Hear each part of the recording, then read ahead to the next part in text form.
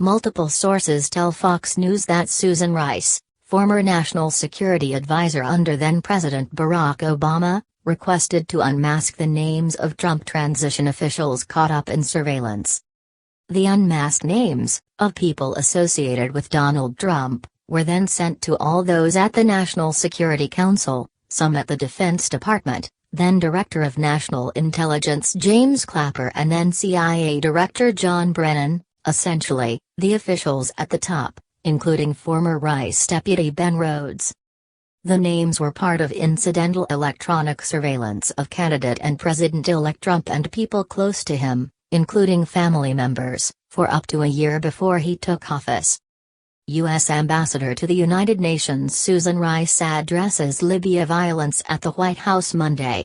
Fox News photo expand, contract.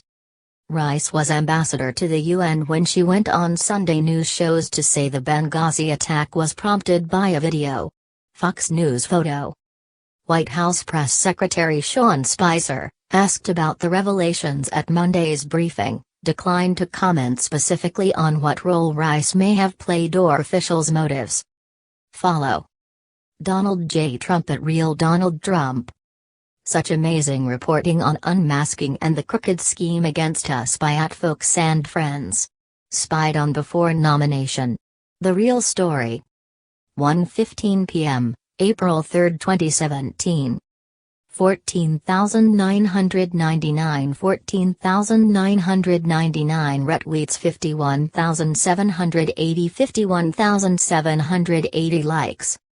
I'm not going to comment on this any further until congressional committees have come to a conclusion, he said, while contrasting the media's alleged lack of interest in these revelations with the intense coverage of suspected Trump-Russia links. When names of Americans are incidentally collected, they are supposed to be masked, meaning the name or names are redacted from reports, whether it is international or a domestic collection, unless it is an issue of national security, crime or if their security is threatened in any way. There are loopholes and ways to unmask through back channels, but Americans are supposed to be protected from incidental collection. Sources told Fox News that in this case, they were not. This comes in the wake of Evelyn Farkas' television interview last month in which the former Obama Deputy Secretary of Defense said in part, "I was urging my former colleagues and, frankly speaking, the people on the Hill, it was more actually aimed at telling the Hill people, get as much information as you can, get as much intelligence as you can, before President Obama leaves the administration." Meanwhile, Fox News also is told that House Intelligence Committee Chairman Devin Nunes knew about unmasking and leaking back in January, well before President Trump's tweet in March alleging wiretapping. Nunes has faced criticism from Democrats for viewing pertinent documents on White House grounds and announcing their contents to the press. But sources said the intelligence agencies slow-rolled Nunes. He could have seen the logs at other places besides the White House SIF, secure facility, but it had already been a few weeks.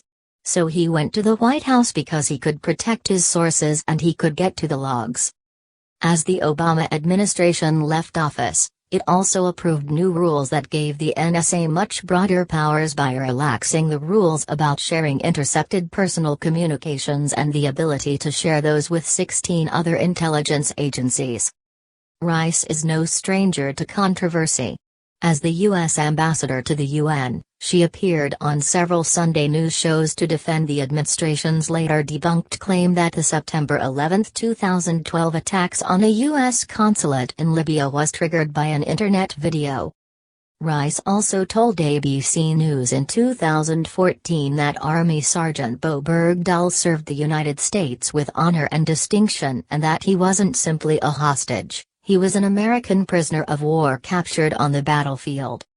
Bergdahl is currently facing court-martial on charges of desertion and misbehavior before the enemy for allegedly walking off his post in Afghanistan.